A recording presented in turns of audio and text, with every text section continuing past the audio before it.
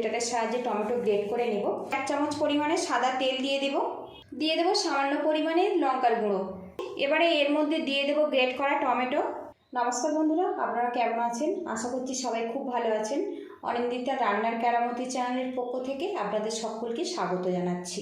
আজকে আমি আটা আর টমেটো দিয়ে দুর্দান্ত লোভনীয় একটা নাস্তা রেসিপি আপনাদের সাথে শেয়ার করব। পুরো ভিডিওটি দেখার অনুরোধ রইল, আশা রাখছি খুব ভালো লাগবে। আজকের রেসিপির জন্য এখানে দেখুন আটা আর ময়দা মিক্স করে আমি 1.5 কাপ পরিমাণে নিয়েছি। এগুলো কিন্তু আপনারা কম বেশি করে নিতে পারেন। আর বন্ধুরা শুধুমাত্র আটা দিয়েও বানাতে পারেন, আবার শুধুমাত্র ময়দা দিয়েও বানাতে পারেন। এখানে আমি আটা ময়দা মিক্স করে নিয়েছি, এতে নাস্তাটা খেতে কিন্তু খুব ভালো লাগবে।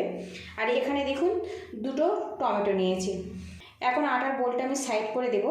টমেটো আগে থেকে ধুয়ে আমি পরিষ্কার করে নিয়েছি। আর এখানে গ্রেটার নিয়েছি, গ্রেটারের সাহায্যে টমেটো গ্রেট করে নেব। আর বন্ধুরা আপনারা চাইলে কিন্তু এটা পেস্ট করেও ব্যবহার করতে পারেন।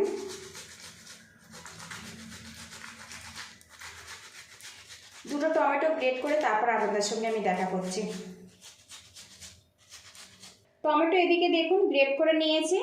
এবারে এখানে দেখুন বন্ধুরা আটা ময়দার মিশ্রণের মধ্যে আমি 1 চামচ পরিমাণে সাদা তেল দিয়ে দেব 1 চামচ পরিমাণে চিনি, স্বাদ মতো লবণ দিয়ে দেব সামান্য পরিমাণে লঙ্কার গুঁড়ো।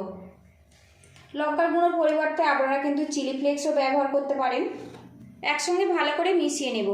এখানে আমি আটার পরিমাণটা বেশি রেখেছি, ময়দার পরিমাণটা কম রেখেছি। আর বন্ধুরা প্রতিদিনের মতো আপনাদের কাছে একটা রিকোয়েস্ট করছি, ভিডিও শুরুতে প্লিজ বন্ধুরা লাইক শেয়ার সাবস্ক্রাইব করে আমার পাশে থাকবেন। এদিকে দেখুন বন্ধুরা ভালো করে মিশিয়ে নিয়েছি। এবারে এর মধ্যে দিয়ে দেব গ্রেট করা টমেটো। প্রথমে টমেটো পেস্ট দিয়ে আটাটা মাখিয়ে নেব। আর জল যদি কম মনে হয় তো পরে সামান্য জল ব্যবহার করব। তবে বন্ধুরা একটু চেষ্টা করবেন টমেটো পেস্ট দিয়ে আটাটা মাখানোর, তাহলে কিন্তু নাস্তাটা অনেক বেশি টেস্টি হবে। এইভাবে আমি মাখিয়ে নেব। এখানে টমেটো পেস্ট দিয়ে আটার ডোটা কিন্তু বানিয়ে নিয়েছি বন্ধুরা। আর এখানে এক্সট্রা করে আমার কোনো রকম জল ব্যবহার করতে হয়নি। টমেটো পেস্ট দিয়ে পুরো আটাটা কিন্তু বেশ ভালো করে মাখানো হয়েছে। এবারে এখানে দেখুন সামান্য পরিমাণে তেল নিয়ে এবার এই ডোয়ের উপরে বেশ করে লাগিয়ে দেব। এবার এটা আমি সেট হতে রেখে দেব, দিয়ে বাকি কাজগুলো করে নেব। এখানে একটা বোল নিয়েছি, বোলের মধ্যে আমি দিয়ে দেব পেঁয়াজ কুচি, দিয়ে দেব গাজর কুচি, দিয়ে দেব সামান্য পরিমাণে কড়াইশুঁটি। এবারে এর মধ্যে দিয়ে দেব সামান্য পরিমাণে ধনেপাতা কুচি, দিয়ে দেব কাঁচা লঙ্কা কুচি, ঝালটা আপনারা স্বাদ মতো দেবেন। এবারে এখানে দেখুন কয়েকটা আলু আমি সিদ্ধ দিয়ে দেব। এখানে আমি 2টো মিডিয়াম সাইজের আলু ছোট ছোট টুকরো করে আগে থেকে সিদ্ধ করে রেখেছি, বোলের মধ্যে নিয়ে নিলাম। স্বাদ মতো লবণ দিয়ে দেব। আর বন্ধুরা এবারে এর মধ্যে দিয়ে দেবো 1 প্যাকেট পরিমাণে ম্যাগি মশলা। বাচ্চাদের জন্য নাস্তাটা বানাচ্ছি, আর এইভাবে সামান্য ম্যাগি মশলা দিলে স্বাদ কিন্তু অনেকটাই বেশি হয়। ম্যাগি মশলা ব্যবহার করলে অন্য কোনো মশলা না ব্যবহার করলেও কিন্তু চলে যায়। আর বন্ধুরা আপনারা কিন্তু পছন্দসই মশলা এখানে ব্যবহার করতে পারেন। এবারে এগুলো আমি একসঙ্গে ভালো করে মিক্স করে নেব। আপনারা চাইলে কিন্তু শুধু আলু দিয়েও কিন্তু এই নাস্তাটা বানাতে পারেন, কিংবা সামান্য এইভাবে সবজিও ব্যবহার করতে পারেন। সবজিটা ব্যবহার করলে বাচ্চারা কিন্তু এটা খুশি মনে খেয়ে নেবে।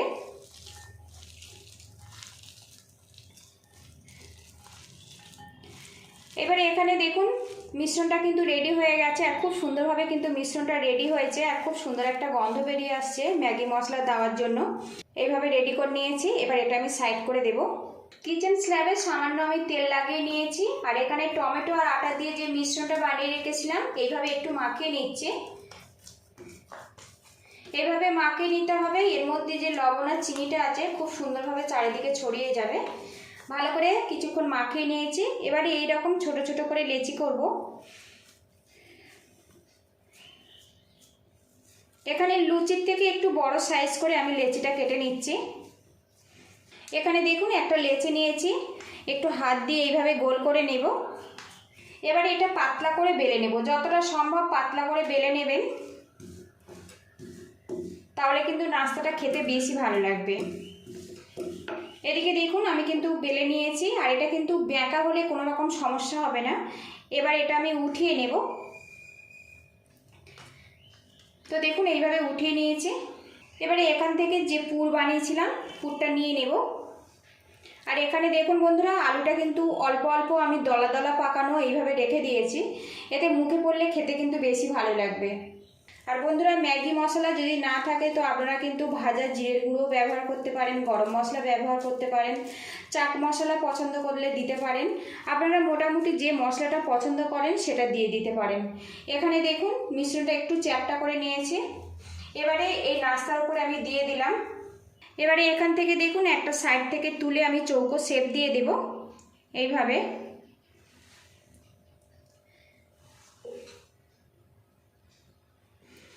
এইভাবে চৌকো শেপ দিয়েছি। এইভাবে দেখুন ফোল্ড করে দিয়েছি, আবার আমি ফোল্ড করে দিলাম। তো দেখুন বন্ধুরা, একটা নাস্তা কিন্তু আমার রেডি হয়ে গেছে। তো দেখুন একটা কিন্তু রেডি হয়ে গেছে। এইভাবে সবগুলো আমি রেডি করে নেব। এদিকে দেখুন বন্ধুরা, নাস্তাগুলো ভাজার জন্য কড়ার মধ্যে হাফ কাপ পরিমাণে তেল দিয়েছি, আর তেলটা কিন্তু বেশ ভালো করে গরম করে নিয়েছি। এবারে এখানে যে নাস্তাগুলো আমি রেডি করেছিলাম তেলের মধ্যে দিয়ে দেব। নাস্তাগুলো দেওয়ার পরে গ্যাস রেটটা কিন্তু একদম লো টু মিডিয়ামে রাখতে হবে, রেখে ধীরে ধীরে এগুলো ফ্রাই করে নেব। কিছুক্ষণ ফ্রাই করে নিয়েছি, এবার এটা আমি উল্টে নেব।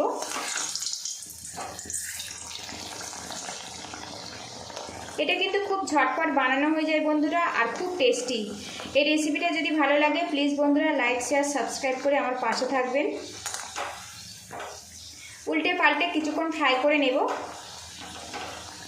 এদিকে দেখুন বন্ধুরা, উল্টে পাল্টে নাস্তাটা কিন্তু আমার রেডি হয়ে গেছে। আর এখন কালারটা দেখুন বন্ধুরা কত সুন্দরভাবে রেডি হয়েছে। এবার এটা আমি তুলে নেব। বাচ্চারা একঘেয়েমি রুটি তরকারি খেতে কিন্তু পছন্দ করে না, একবার কিন্তু এইভাবে এই নাস্তাটা বানিয়ে দেখতে পারেন, আশা রাখছি খুব ভালো লাগবে। আরও একটা নাস্তা আমি তেলের মধ্যে দিয়ে ফ্রাই করে নেব, আর সবগুলো নাস্তা এইভাবে ফ্রাই করে তারপরে আপনাদের সঙ্গে দেখা করছি। এদিকে দেখুন বন্ধুরা, সবগুলো নাস্তা কিন্তু আমি রেডি করে নিয়েছি। তো বন্ধুরা আপনাদেরকে দেখাই এটা কতটা মুচমুচেভাবে তৈরি হয়েছে। তো শব্দ শুনে আশা করি বুঝতে পারছেন এটা কতটা মুচমুচেভাবে তৈরি হয়েছে। আর বন্ধুরা, এই নাস্তা খেতে এক্সট্রা করে কোনো রকম চাটনি বা সসের প্রয়োজন হবে না, এটা এতটাই টেস্টি। বন্ধুরা, এই রেসিপিটা আপনারা বাচ্চাদের স্কুল টিফিনেও দিতে পারেন, মর্নিং ব্রেকফাস্টেও দিতে পারেন, বিকালের নাস্তাতেও পরিবেশন করতে পারেন। ভিতরটা সবজি দিয়ে পুরে ঠাসা, আর ওপরটা বেশ মুচমুচে। ভিডিওটি যদি ভালো লাগে প্লিজ বন্ধুরা একটা লাইক শেয়ার ও সাবস্ক্রাইব করে আমার পাশে থাকবেন। পুরো ভিডিওটির সঙ্গে থাকার জন্য অসংখ্য ধন্যবাদ। ভালো থাকবেন, সুস্থ থাকবেন, দেখা হবে নেক্সট ভিডিওতে। আর বন্ধুরা, রেসিপিটা যদি ভালো লাগে প্লিজ বাড়িতে এইভাবে বানাবেন, আর কেমন হয়েছে আমাকে কমেন্ট বক্সে জানাবেন। তো আজকের এটা আমি কিন্তু বিকালের নাস্তাতে পরিবেশন করব। তো বন্ধুরা, লুকিংটা দেখুন খুবই গরম আর খুব মুচমুচে আর দারুণ খেতে লাগে।